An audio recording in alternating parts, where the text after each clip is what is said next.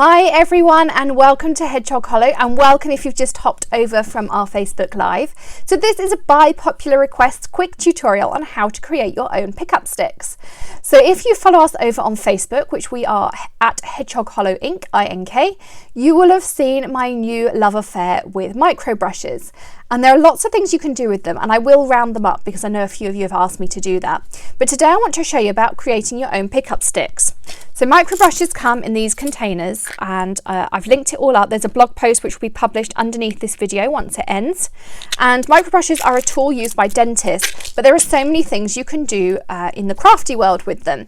And a great one are these pickup sticks. So I'm going to flip you over to my desk, and then I can show you what pickup sticks are and how to create your own. So let me just clip this around. There we go. So here we are. There's everything we need to make our pickup sticks just here.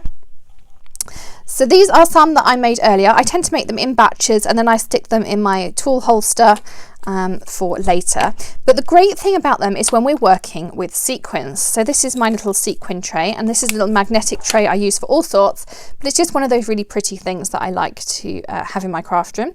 But when you're working on a card, you can pick up a sequin, and then you can, if I grab a second pickup stick, and mine have stuck together, let's grab this one here. So I can put this here, and then you can just use the other end to put it down. Ooh. So you can just put them on your card. You get a nice amount of precision. If you watched our Misty Corner video the other day, you'll have seen me make these. And they're just, once you've put your glue on, you can put them down. If you want to put them in a small area, it's great. You can do the same with gems, if you make your own jewel drops, things like that. This is what they're designed for. And you can buy pickup sticks, but they're really quite expensive. Whereas these are really inexpensive to make, and you can use them for all sorts of other things, as well as making them into your pickup sticks. So I'm going to pop these back in here. And these are from the Neat and Tangled new release. This is called Sweetheart. They're a lovely combination of silvers, pinks and lilacs. And they'll be linked up in the blog post too if you are a sequin fan like me. And I definitely have full set syndrome for these things. So these are super easy to make. You can get a packet of these micro brushes for $2 or $3, or you can buy a pack of 400 for 10, which is the best value way of doing it. They just have a little fuzzy top like this on them, and it's great for applying ink. If you have embossing powders and maybe you get that little bit of powder stuck in the middle of your A or your O and you just can't get a paintbrush in there, you will be able to get a micro brush in there. And that's really what I tend to use them for. They're also great if you want to add some depth to your stamping and things like that as well.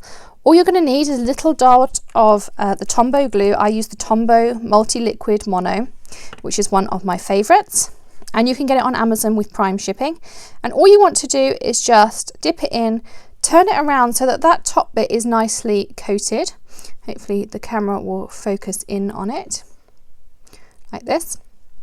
So you can see that my nice top piece is coated there. I usually make about 10, and 10 will last me a couple of months, and you can reuse them over and over. So this is the last batch that I've made. They stick together, it's not an issue. And the great thing is once they've lost their tack, you can just re-tack them. You can see that these have got some hair added onto them, but that's absolutely fine. There's no problem with that. But they're just nicely tacky. And they're enough to pick up a sequin, a bead, anything that you may want to position on your page, see how it looks. And you need that little bit of precision and things as well. So as I say, they're super easy. I leave these now to dry. Normally overnight, I'll just leave it out, and then the next morning I pop them into my tool caddy. So be sure to check out the blog post below. We've got some really fun pictures and things over on the blog for you. And I hope you find this micro brush video useful. It'd be helpful if you give us a big thumbs up if you enjoyed the video, and don't forget to subscribe to our YouTube channel Hedgehog Hollow, and we'll see you again on Monday on Facebook for our next live video. See you then. Bye.